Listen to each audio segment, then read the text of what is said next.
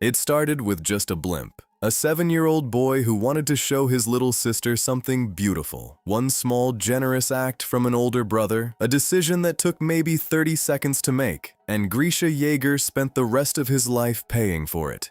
His story is one of the most tragic in all of Attack on Titan. A man who never stopped trying to do the right thing and never once caught a break for it. Stay with me, because by the end of this, you are going to see Grisha in a way you never did before. He was born in Liberio, an Eldian ghetto inside Marley where his people were treated as less than human from the day they were born. But Grisha wasn't the type to accept that. He was curious, full of life, the kind of kid who looked at walls and wondered what was on the other side. That curiosity is what got him in trouble. One afternoon, he snuck outside the ghetto with his little sister Faye just to watch a blimp pass overhead. A Marleyan officer caught them. Grisha stepped forward and took all the blame. Every single bit of it. The officer let him go and told him Faye would be escorted home safely. She never made it home. They found her body the next morning, fed to dogs by that same officer, while Grisha walked free. He was 7 years old, and something changed in him that day that never changed back. He grew up carrying that every single day, became a doctor. Not just to heal people, but to get close enough to the right ones to learn their secrets. He found his way into a group called the Eldian Restorationists, people who believed Eldia deserved better than what Marley had turned it into.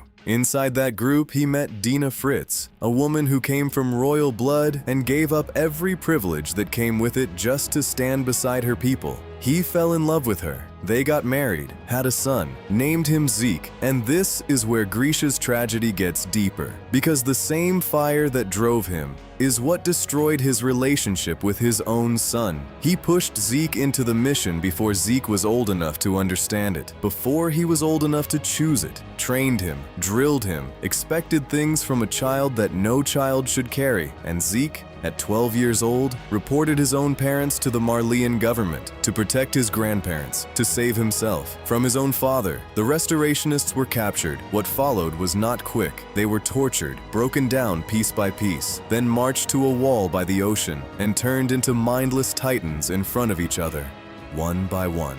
Grisha watched his wife Dina get the injection, watched her transform into something that no longer knew who he was, watched her walk away forever, the woman who gave up everything for him. Gone.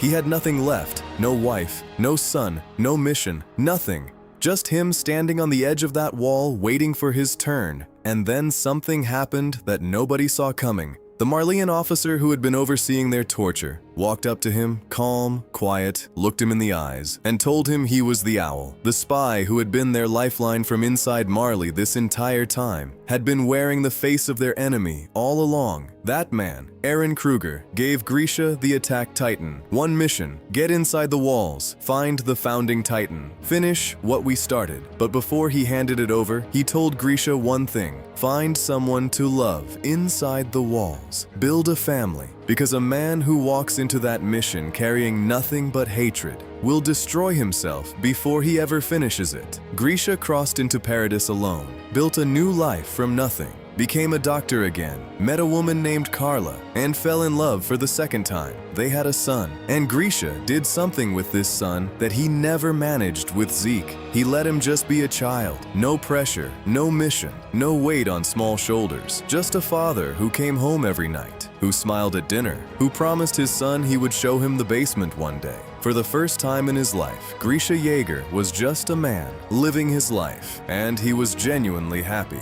But here is the moment that changes everything you thought you knew about him. There was a knight, a chapel, a family standing in front of him, and Grisha, with all the power he had been carrying for years, couldn't do it.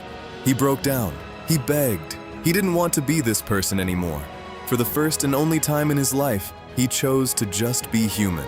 And then somewhere in his memory, he saw his son, Aaron, watching him from the future, waiting. Grisha looked at him and said, "Is this what you wanted, Aaron?" And did it anyway. Grisha Yeager started this whole story with a generous act. A boy who just wanted his little sister to see something beautiful. And from that one moment, he spent the rest of his life being pulled from one impossible choice to the next, never fully free, never fully at peace. A man who kept paying, long after he had already paid everything he had.